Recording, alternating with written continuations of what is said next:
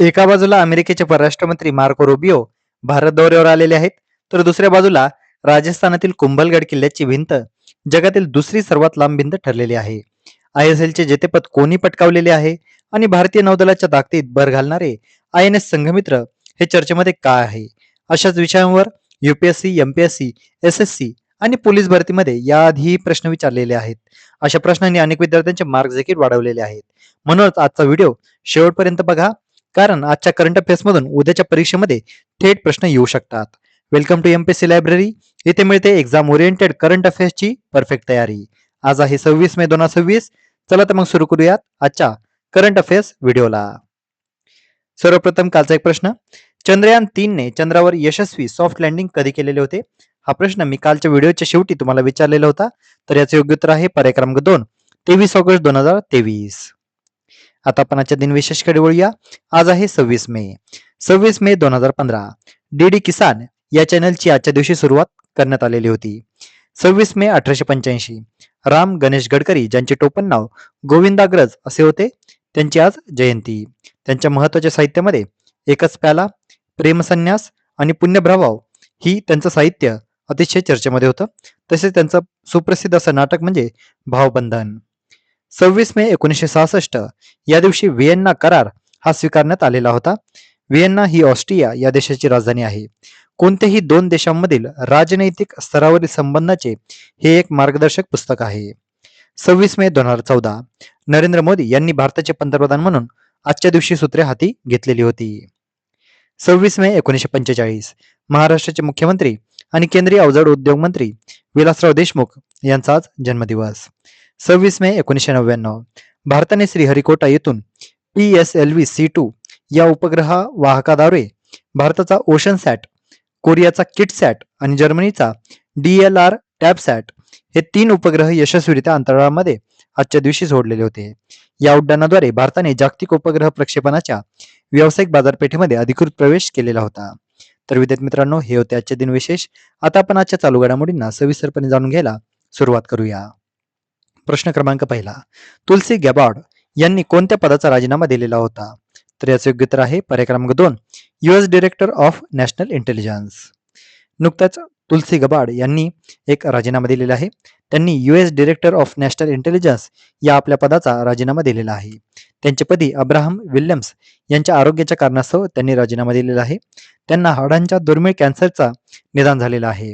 त्यांनी 30 जून 2026 या दिवशी त्यांनी राजीनामा दिलेला आहे. तुलसी गॅबार्ड यांचा जन्म अमेरिका सामोआ या ठिकाणी झालेला होता. त्यामुळे त्या पहिल्या हिंदू व्यक्ती बनल्या ज्या अमेरिकन काँग्रेसमध्ये निवडून आलेल्या होत्या. त्यांच्या आई वडिलांनी हिंदू धर्म स्वीकारलेला होता, म्हणून त्यांचे नाव तुलसी असे ठेवण्यात आलेले होते. परंतु इथं कन्फ्युजन करून घेण्याची गरज नाहीये, कारण त्या भारतीय वंशाच्या नाही आहेत. त्या मिलिटरीमध्ये होत्या. इराक आणि कुवेत युद्धामध्ये त्यांनी अमेरिकेच्या देशाची सेवा देखील केलेली आहे. त्यांनी डेमोक्रॅटिक पार्टीतून काँग्रेस सदस्य त्या झालेल्या आहेत. त्यामुळे नाव लक्षात घ्या, तुलसी गॅबार्ड. पुढचा प्रश्न, INS संघमित्रा याचे बांधकाम कुठे करण्यात आले? तर याचे योग्य उत्तर आहे पर्याय क्रमांक 2, GRSE कोलकाता. INS संघमित्रा भारतीय नौदलासाठी दुसरे next generation offshore petrol vessel हे आहे, ज्याचं नाव आहे NGOPV. सम्राट अशोकांच्या कन्या संघमित्रा यांच्या नावावर त्यांनी हे INS संघमित्र तयार केलेलं आहे. याचं स्थळ आहे garden rich ship builders and engineers म्हणजे GRSE कोलकाता. याचे तांत्रिक वैशिष्ट्य म्हणजे याची लांबी आहे 113 मीटर, रुंदी आहे 14.6 मीटर, वजन आहे 3000 टन, टॉप स्पीड आहे 23 नॉट्स. याची क्षमता आहे किनारी सुरक्षा, समुद्री निगराणी, ऑफशोअर ॲसेट्स संरक्षण, anti piracy and search and rescue. आता हे GRSE मागील काही दिवसांपासून चर्चेमध्ये देखील आहे. तर याचं पूर्ण नाव आहे garden rich ship builders and engineers म्हणजेच GRSE. याची स्थापना 1884 मध्ये झालेली आहे.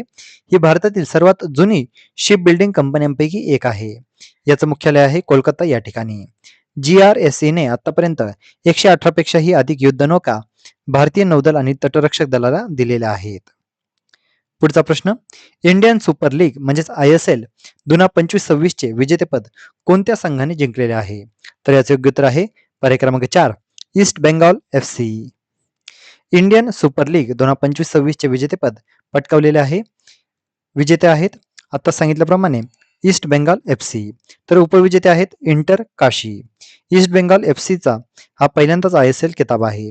ईस्ट बेंगाल FC कोलकातातील प्रसिद्ध क्लब आहे. फायनल 21 मे 2026 रोजी किशोर भारती किरंगन स्टेडियम कोलकाता या ठिकाणी झालेलं होतं. ISL बद्दल माहिती काय? तर ISL ची ही 12वी आवृत्ती होती. ISL ची सुरुवात 2014 मध्ये करण्यात आलेली होती. याचा आयोजक आहेत ऑल इंडिया फुटबॉल फेडरेशन. एकूण 14 संघ यामध्ये सहभागी होतात. यामध्ये युसुफ एझेजारी याला गोल्डन बूट हा पुरस्कार देखील मिळालेला आहे. मागील सीझनचे विजेते होते म्हणजे 2024-25 चे विजेते आहेत मोहन बागान सुपर जायंट आणि उपविजेते होते बेंगळूर FC. पुढचा प्रश्न, क्वाडची औपचारिक सुरुवात कोणाच्या पुढाकाराने झालेली आहे? तर याचं योग्य उत्तर आहे पर्याय क्रमांक 3 शिंजो ॲबे.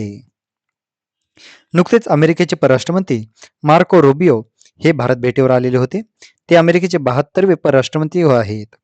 त्यांनी 23 ते 26 मे 2026 या कालावधीमध्ये भारत भेट दिलेली आहे. भारतातील त्यांची ही पहिलीच अधिकृत भेट होती. 26 मे 2026 रोजी क्वाड विदेश मंत्री बैठकमध्ये भाग घेण्याचं उद्दिष्ट त्यांचं होतं. क्वाड म्हणजे काय? तर क्वाडचा फुल फॉर्म आहे क्वाड्रिलॅटरल सिक्युरिटी डायलॉग्स. 2007 मध्ये जपानचे तत्कालीन पंतप्रधान शिंजो आबे यांनी औपचारिकरित्या याची सुरुवात केलेली होती. विद्यार्थी मित्रांनो लक्षात घ्या, क्वाड हे काही लष्करी युती नाहीये. याचा उद्देश आहे मुक्त आणि समृद्ध हिंद प्रशांत प्रदेश निश्चित करणे. यामध्ये 4 सदस्य देश आहेत. त्याच्या नावावरूनच लक्षात येते क्वाडचा अर्थ होतोच 4. तर 4 सदस्य देश कोणते आहेत? भारत, अमेरिका, जपान आणि ऑस्ट्रेलिया. 2004 मध्ये भारतीय महासागरातील सुनामी नंतर आपत्ती मदत कार्यामध्ये 4 देश एकत्र आलेले होते. 2026 ची दिल्ली बैठक ही व्यापार, संरक्षण आणि ऊर्जा सहकार्यावर लक्ष देणार आहे. पुढचा प्रश्न, कुंभलगड किल्ला हा कोणत्या राज्यात आहे? तर याचं योग्य उत्तर आहे पर्याय क्रमांक 3 राजस्थान. कुंभलगड किल्ला भिंत ही आता जगातील दुसरी सर्वात लांब भिंत म्हणून आता ओळख निर्माण केलेली आहे. युनेस्कोने याला ग्रेट वॉल ऑफ इंडिया अशी उपाधी देखील दिलेली आहे. याचं ठिकाण आहे राजस्थानातील राजसमंद जिल्हा अरावली पर्वतरांगा. या भिंतीची लांबी आहे सुमारे 36 किलोमीटर. भिंतीची रुंदी आहे 15 ते 25 फूट. याचं बांधकाम 15व्या शतकामध्ये करण्यात आलेलं होतं. बांधकाम करत आहेत महाराणा कुंभा. मुख्य वास्तुकार आहे मंडन मेवाड राज्याचे प्रमुख वास्तुकार. युनेस्कोने याला नुकतीच मान्यता दिलेली आहे. 2013 मध्ये युनेस्कोने हिल फोर्ट्स ऑफ राजस्थान या गटाअंतर्गत युनेस्को वर्ल्ड हेरिटेज साईट यांना घोषित केलेलं होतं. युनेस्कोने भिंतीला जगातील दुसरी सर्वात लांब सलग भिंत म्हणून देखील मान्यता दिलेली आहे. पहिली भिंत आहे अर्थातच चीनची भिंत. तर विद्यार्थी मित्रांनो या होत्या चालू घडामोडी. तर आजच्या महत्त्वाच्या चालू घडामोडीवर आधारित मी आता एक प्रश्न विचारणार आहे ज्याचं उत्तर तुम्ही सर्वांनी आता कमेंटमध्ये द्यायचं आहे. प्रश्न आहे क्वाड मध्ये खालीलपैकी कोणता देश सदस्य देश नाही? तर यासाठीचे पर्याय आहेत भारत, अमेरिका, चीन आणि ऑस्ट्रेलिया. तर विद्यार्थी मित्रांनो अतिशय सोपा हा प्रश्न आहे.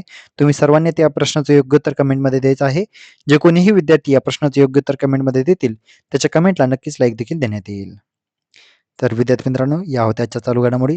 तर अशाच अधिकाधिक इन्फॉर्मेटिव्ह कंटेंटसाठी आपल्या MPSC लायब्ररी या YouTube चॅनलला सबस्क्राईब आणि शेअर करायला अजिबात विसरू नका. धन्यवाद.